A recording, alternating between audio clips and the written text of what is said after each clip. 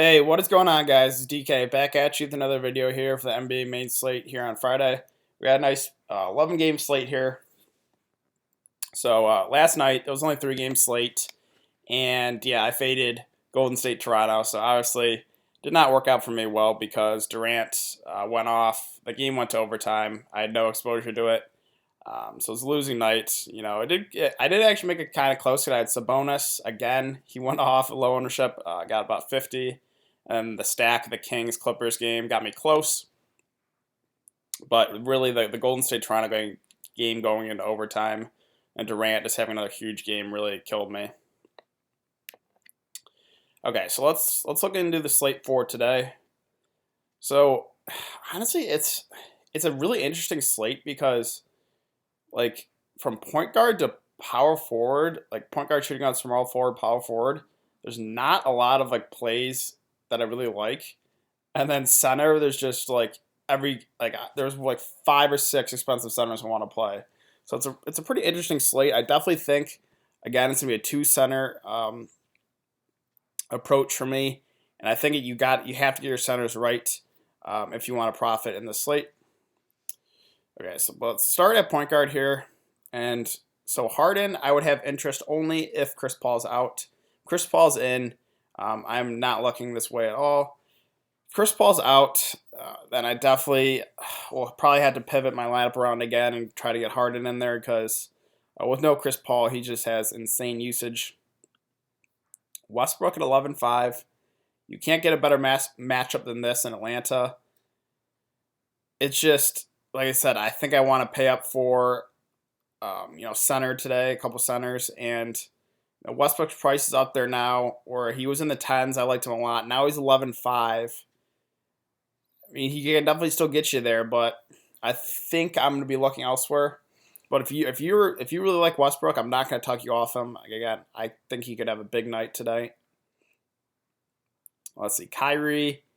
The price has just gotten up there too much where I don't think I can go there. Sure, the revenge game narrative, but I don't think I can pay 9,300 for Kyrie. Let's see, Ben Simmons. So this is a play I really like. At 8.5, I really haven't been on these Philly guys like at all this season, but this is the matchup where I want to load up on them. Again, I just love targeting players against the Wizards. The spread is huge. Let's see, 235 spread. So the biggest of the night. And yeah, if this game stays close, I think Ben Simmons is on his way for a triple-double. Again, Washington is one of the worst rebounding teams in the league. So I really like Ben Simmons. I really like Embiid today. So I definitely want to target that game. See, Devin Booker. So I like that. I like when I get point Devin Booker, but with the emergence of Elliot Kobo last game, it kind of limited Booker a little bit. So I'm going to wait and see if the starting lineup is. If they start a Kobo, then that kind of limits Booker a bit. If they start Devin Booker at the point, then I have a little more interest in Devin Booker. Let's see. Doncic, I mean, I love the matchup. It's just, this guy hasn't really shown, like, upside. Like, he's solid cash game play. Like, he should get you, 35 to 40. But he really hasn't flashed that, like, upside. So I just don't know if I can go. I mean, I think he's fine for cash games, but I think I'll be looking elsewhere. Trae Young at 6.4. So I would be more interested in him if Jeremy Lin's out, just because his minutes would be a little more secure. If Lin is in, we know Trae Young is very volatile. So if he's having a bad night, they're going to limit him and give those minutes to Jeremy Lin. So only interested in Trae Young, really, if Jeremy Lin is out. And let's scroll down to these cheap point guards, which I think are going to be pretty popular today. So let's start with Ryan Arcidiacono, 4.4. So this guy's not going to he's not going to hit 5 threes, and he's not going to get 5 steals again. So, I mean, this is just an outlier game with 46, so it's not going to happen again. What is going to happen is he's going to play a bunch of minutes. He's going to play 30 to 35 minutes, I would say. And He's going to be running the point. I don't think he's going to be scoring 22 points again. We've seen this guy's a pretty low usage guy when he's out there. 31 minutes, 13 fantasy points, 29 minutes, 12 fantasy points. And, I don't know. You're definitely going to have to get these cheap point guards right too on the slate. And there's a lot of them in play. I think Ryan Arcidiacono is going to get like 20 to 25 fantasy points is what I would project him at. So 4.4K, that's not bad. Then we got Marcus Smart at 4.3. I feel a little more comfortable going with this play with Horford out and with Jaylen Brown out. Marcus Smart was already inserted into the starting lineup, but he saw 40 minutes. Do I think he's going to see 40 minutes again? Probably not. I would say 30 to 35. But a pretty good matchup against Cleveland. Marcus Smart fills up the stat sheet. He doesn't have to score to get fantasy value. So I do like that play at 4.3K. Then we got another guy I think is going to be pretty chalky here, Tim Frazier at 4.2. Again, him and Ryan Arcidiacono just went crazy a couple nights ago. So, again, it's kind of tough to figure out these cheap point guards.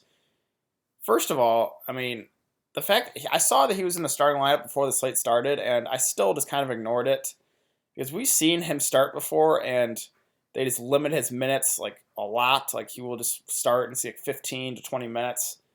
But Alvin Gentry just ran him out there for 37 minutes. It's just like I don't think he's going to see the 37 minutes again.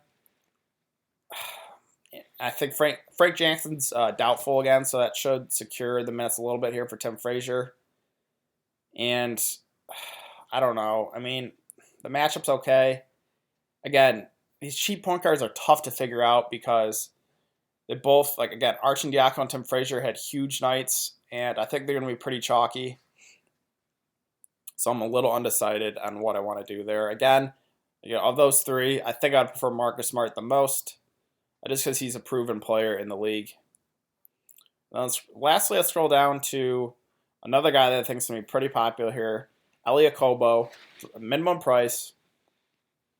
Again, he had pretty much a career night in 32 minutes. He chalked my Jamal Crawford play. Pretty frustrating, but if he's going to see 32 minutes, you definitely have to consider him. He was just shooting lights out. I don't think he'll see 32 minutes again. I think he'll be in the range of 20 to 25. But a flat minimum price, he doesn't have to do much to get you there. So I do kind of like Okobo today. And these cheap point guards are tough. So Arcidiacono, Marcus Smart, Tim Frazier, and Okobo are all going to be pretty popular. It's just you got to kind of figure out which one is the most upside for your lineup. Let's move on to shooting guard. And honestly, there's not a whole lot I like here. Josh Richardson, but his price is almost up to 8K now, where he doesn't really have that much upside in that price. Donovan Mitchell, he's just been so boom or bust this year. Jimmy Butler, I do like this play at 7.4. Again, I really like these 76ers. I really like Butler. I really like Embiid. I really like Ben Simmons. Frustrating thing with Butler is, sometimes he'll kind of take a night off and just stay in the corner, and then a night like Brooklyn he'll just take over. So you don't really know with Jimmy Butler. He's been pretty inconsistent this year. So I definitely think I prefer Embiid and Ben Simmons a little more, just because they've been more consistent. But Butler at 7.4K, that's still a pretty good salary for him. Dennis Schroeder, only have interest in him if he starts. If he comes on the bench, no real interest. He saw 23 minutes against Cleveland, didn't do much. Sometimes I elect him to start at shooting guard, and this is a revenge game narrative, and you can't get a better matchup than this. So if Schroeder starts, I definitely have interest in him at 5.7K. And then, honestly, there's not a whole lot to like down here. Again, it'll be Marcus Smart, probably Terry Rozier, 3.8K. Should see some more minutes with no Jaylen Brown in there. Well, there's just not a whole lot I like at shooting guard. Small forward, kind of the same thing. I mean, obviously, I really like Ben Simmons, Jimmy Butler, but I already talked about those two. Jabari. He's just been frustrating because I was on him a lot early in the season, and he just continuously let me down. And I've been off him now for the past 2 weeks, and he's just been going off. So just kind of a guy I've never really gotten right. But, he's, like I said, he's been playing really well. So I think the salary's still okay at 6.7. So I definitely think he's in consideration. TJ Warren at 6.2. They haven't listed as questionable. If he plays, definitely would have interest in him just because he shoots the ball a ton. And that salary is pretty nice there. And then, Gordon Hayward, but I just don't think I can do that. 5.5. He's just not looked good at all this season. I know should see some more minutes here with no Jaylen Brown, but I just don't think I can do that. Let's see. Jeremy Grant at 4.5. So this is the type of matchup he would excel in. A really high-paced matchup. He would have some opportunities for blocks and steals. So I do kind of like Jeremy Grant here at 4.5K, and I do think he does have a ceiling type game here against Atlanta. If we scroll past that, again, not a whole lot. Jonathan Simmons, only if Aaron Gordon's out, but he's kind of, I don't know. I think I'd rather prefer if Aaron Gordon's out. I think I'd rather prefer just playing Jonathan Isaac just because he has more upside than Simmons. But at 3.6K, doesn't have to do much to get you there. Let's move on to power forward. We got Anthony Davis and LeBron at the top. AD's okay. It just, the matchup's not the best here against Miami. And LeBron at 10.6. Yes, I do like him, but I just think I'm looking elsewhere. Again, I think I'm really liking paying up center today. Jaren Jackson Jr., not for the faint of heart. He's either gonna crush or he's gonna completely let you down. 5.8K. The matchup's really good here. I'm a one lineup guy though, so I'm just not looking his way. If you're a tournament guy, definitely should have exposure there. And the Morris brothers here, Markieff. He's probably gonna play a lot of minutes here, but he'll probably be asked to guard Embiid actually a good amount here. So I'm kind of worried about the foul trouble issue. And then Marcus Morris. I think I'd rather take the discount and play Marcus Smart. But, Marcus Morris does have some upside here. 5.4K. I think he's a pretty good play. Jonathan Isaac, again, I'd be more interested in him if Aaron Gordon's out. 4.4K, I think he is definitely still in play there.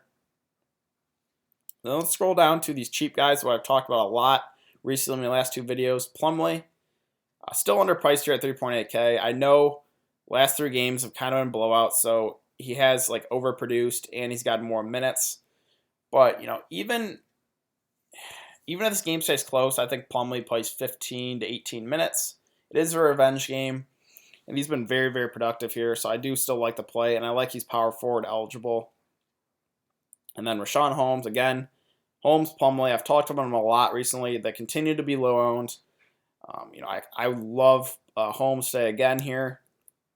He's strictly playing backup 5, but Ayton is only going to see 30 to 32 minutes. Holmes is going to get the rest. This is pretty much locked in here to 15 to 20 minutes. There's definitely a chance that Ayton could get in foul trouble. Holmes seems more minutes. So I do really like Holmes and Plumlee for salary relief today. Now let's go to the key of the slate here with center. So this is definitely a position you have to get right today because there's a lot of good pay-up centers today. Let's start with Embiid at 10.9. A guy that I've really only played once this season. But, the price has dropped a bit now. He's below 11K. Washington is the worst rebounding team in the league. The only concern with him is there's definitely blowout potential here. But if the game stays close, I think Embiid is going to smash. Thomas Bryant has no chance. Either does Markieff Morris. So that Washington just has no one that can stop Embiid. And I do think Embiid will be somewhat low-owned. I don't think he'll be too popular. So I'm all over Joel Embiid today at 10.9. Drummond, you guys know I don't like him, but today I think is finally the day that I'm going to play him. 9.4K. The salary has dropped a bit, and I love targeting centers against Chicago. That's just a thing I routinely do. I did it with Karl Anthony Towns about a week ago, and he went off for, 75 fantasy points, something like that. Chicago's the worst rebounding team in the league. Drummond, if he stays out of foul trouble, I think we'll have a huge game. So really like Embiid, really like Drummond. And then the other guy I really like today is Yusuf Nurkic at 6.7. I just don't understand why, his salary drops. If this game stays close, which I do expect it to, he's going to have to play some big minutes here because Denver plays big. So 6.7K is just too cheap. The only concern would be foul trouble, trying to guard Jokic. But, this is a revenge game as well. So I really like Yusuf Nurkic. So those are the three centers I really, really like. And then, a couple other plays I do like here is Vucevic at 8.9. Aiden's not the best defender. I've been on Vucevic a lot recently. He has shown upside with Aaron. If Aaron Gordon's out, I definitely think Vucevic has 60 to 70 point upside here. So I do really like that play. And then Jokic at 8.6, just more of a salary thing. He's been involved in 3 straight blowouts. If this game stays close, I do expect, 33 to 34 minutes. And, he does have some pretty good upside here. So again, I really like Embiid. I really like Drummond, Nurkic, and then Vucevic and Jokic. I definitely think you should play 2 of those 5 centers today. And it's just about, you got to get the centers right. So those 5 I really, really like. And I'm going to decide between those 5 for my lineup. I definitely think it's a 2-center approach again today. As far as going cheap at center, nothing really. Again, I really like that Plumlee and Holmes are power forward eligible. So, I can play 2 centers and then play those 2 value guys if I wanted to. So I definitely think that's a route I'm approaching. So yeah, it's a really interesting slate, guys. Again, there's the value point guards that there's 4. It's Arcidiacono, it's Marcus Smart, it's Tim Frazier, and it's Elie Okobo, which are going to be popular. And then, it's going to be a couple of these pay-up centers that are going to be popular. So I definitely think it's going to be a pretty chalky night tonight. But yeah, I think that's going to do it for the video today. I don't think I'm going to give my core just because, it's going to be pretty chalky. It's going to be a couple of those cheap point guards, and then it's going to be a couple of these pay-up centers. So those are the guys that I really like.